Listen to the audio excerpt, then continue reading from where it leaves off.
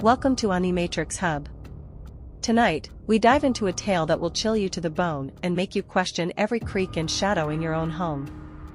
This is not just a story, it's a glimpse into the unknown, a journey into the darkest corners of the human mind. So, turn off the lights, put on your headphones, and brace yourself for a haunting experience you won't soon forget. This is the Vanishing House Mystery. Let the terror begin.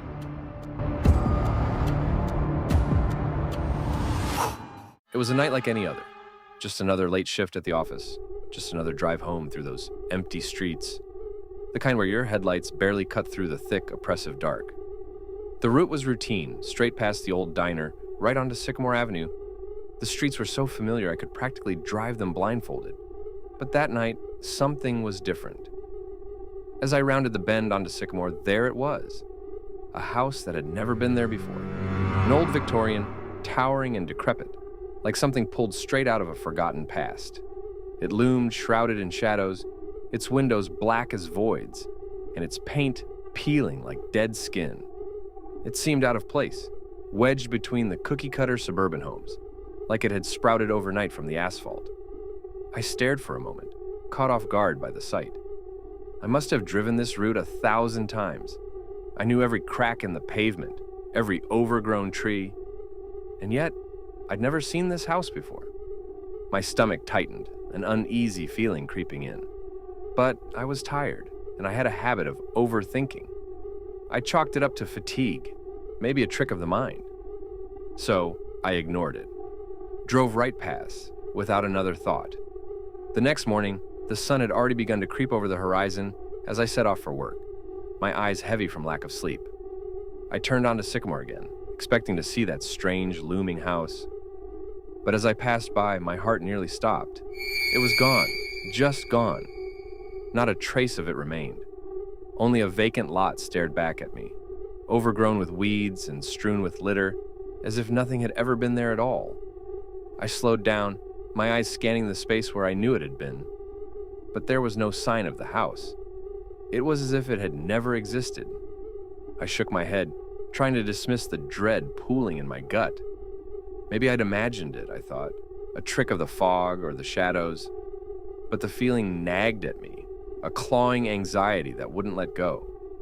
By the time I got to work, the house was all I could think about. I asked around, casually at first, "Hey, anyone notice anything strange on Sycamore?"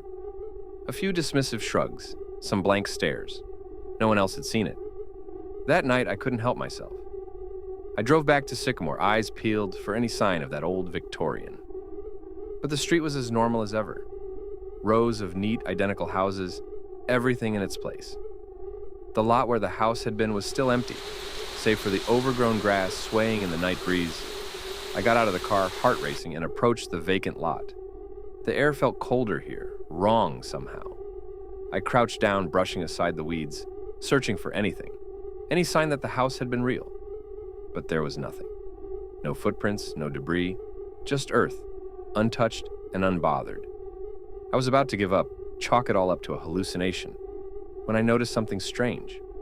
My fingers brushed against something rough, hidden beneath the grass. I pulled it free, a small wooden carving, a tiny, intricately detailed replica of the very house I had seen. It was impossible, and yet there it was, heavy in my hand. A chill ran down my spine. I stood there, holding the miniature house, the wind whispering through the trees like a distant, mocking laugh. I felt the weight of eyes on me, watching, waiting. I looked back to my car, the street now seeming too dark, too quiet. I didn't want to stay any longer. Was it a warning? A sign? I never found out. But from that night on, every time I drove past that lot, I felt it a presence, lingering just beyond the edge of sight. Some things, I realized, are better left unknown. And as I lay awake at night staring at the dark ceiling, I couldn't help but feel like I was being watched by eyes that never blinked, from a house that never was. And I knew deep down that some mysteries aren't meant to be solved.